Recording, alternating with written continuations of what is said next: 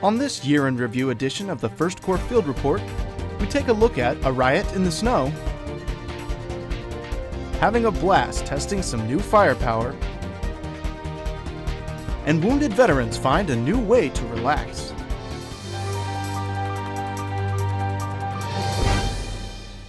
Hello and welcome to the First Corps Field Report. I'm Army Sergeant Mitch Turnay.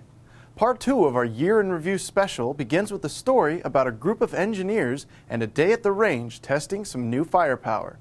Army Sergeant Mark Miranda was with them. The story I chose to talk about is a new equipment training that the 14th Engineer Battalion was conducting when they returned from deployment this past summer. I started off with the M26 shotgun. The photo is actually capturing the muzzle flash out of the M26 shotgun. The coverage was more about the images that I was able to capture rather than the written word. The photo itself got a lot of exposure, starting off with ForceCom newsletter, going on to USArmy.mil website, and then the Soldiers Magazine website. It's the first time I had seen something like this. I mean, you look on military documentary channels, you'll see in the civilian world this configuration with the shotgun mounted underneath the forward grip on the M4.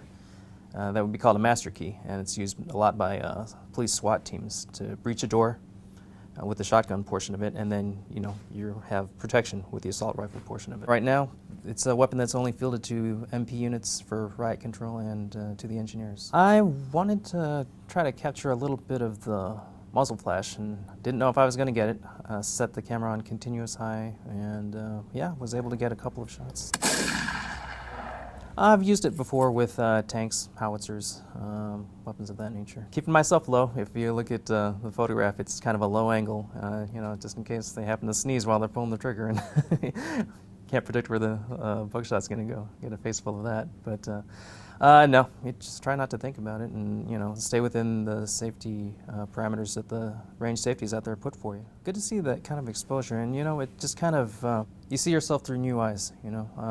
Being around soldiers all day, you kind of forget that what you do does have an impact on people.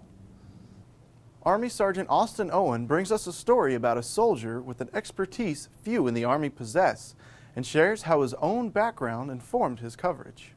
There's only one person in the Army on Joint Base Lewis McChord that's authorized to operate this machine. And so he's with the 542nd Support Maintenance. His name is James Floor. This computer-aided design milling machine is able to literally build any piece of equipment for the Army. An example of that is he built this little hinge piece that cost $7,000 a pair. And with literally $20 in materials, he's able to build this piece. Why I find this so interesting is because of the whole idea of fraud, waste, and abuse. With all the budget crisis and the talk about cutting back on the defense budget, I think that having this tool around and this opportunity is a way to just save millions of dollars for the Army.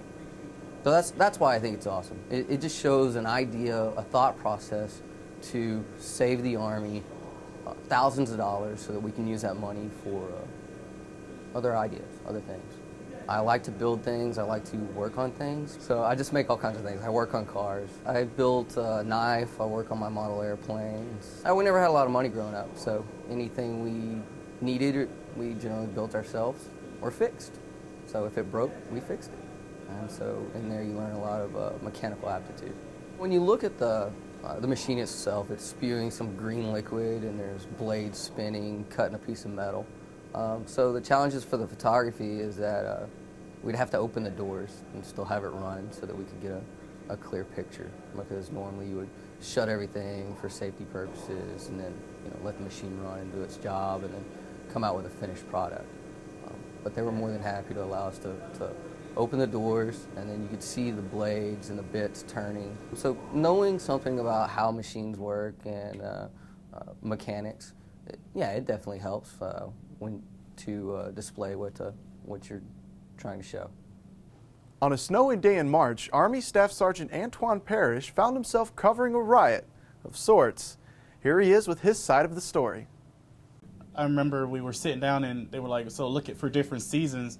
And so I looked for different seasons, and I knew my photos had snow in the background and just these angry looking people. And I was like, that's the story I'm going to choose. Well, one day I was like, hey, I'm going to do this story. So I ride around to the train areas and I see this group of civilians out there. And I'm like, what are these people doing out here? So I go up and I'm like, hey, looking to do a story. Can I speak with someone? And they're like, yeah, we're doing riot control. I'm like, riot control? Why would you be doing, riot control? So I go there and I talk to the first sergeant and get a couple of interviews. And I see these people standing in these lines with these cool shields, just like you would see on Spartans or something like that, or 300, the movie.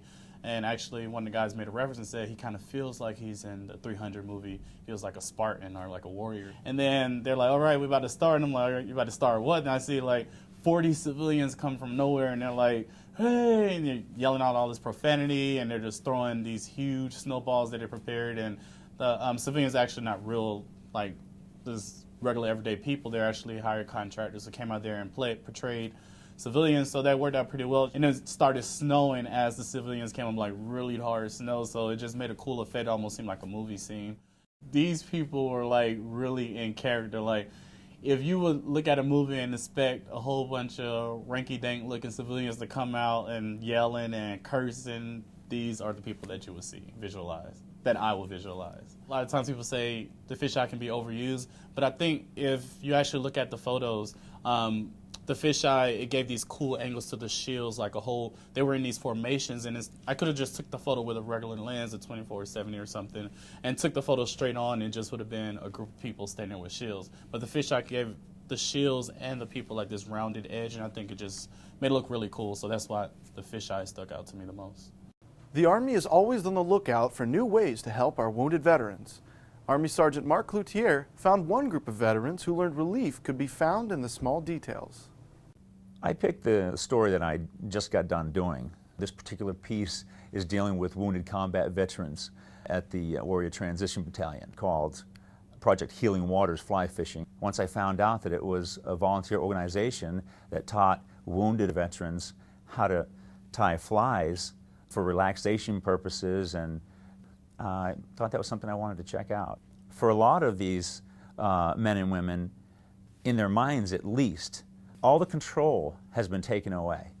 Through their injuries, through their issues of deployment or whatever, it's taken their mind away from the realities that they've known for the past months or year, whatever. There's a gentleman named Jeffrey Thompson. He was in the Kunar province of Afghanistan, riding in the back of an MRAP. When the window right to his left was shattered as an RPG came through, it took off a portion of his hand. He shares how it changed his life. He said that before he found fly tying, he spent a lot of time in the bars. He was on a quick road to no place, he said. And so this focused him, and when he had a fishing trip to go on the next day, he wouldn't go out. He'd stay home, he wouldn't get drunk, so he's doing something positive with his life. Just watching him, it was great. He wore his emotions on his sleeves when he was tying the fly. He said, "This is all I need to get through my entire week." Some people were new. It was their first time. They came in.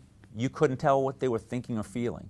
By the time they left 2 hours later, 3 hours later, their spirits were lifted. They were excited. They had confidence that they now had something to look forward to. That really moved me. That does it for our special Year in Review edition of the First Corps Field Report. We hope you had a great year, and best wishes to you as we kick off a new one. I'm Army Sergeant Mitch Ternay. Thanks for watching.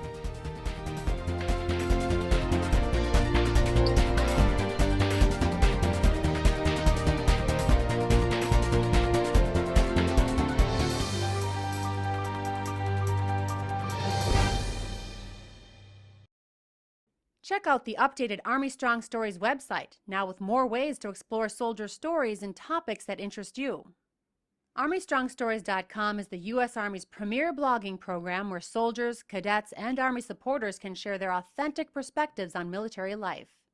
View photos, read stories, and watch videos from thousands of soldiers from a variety of Army ranks and careers.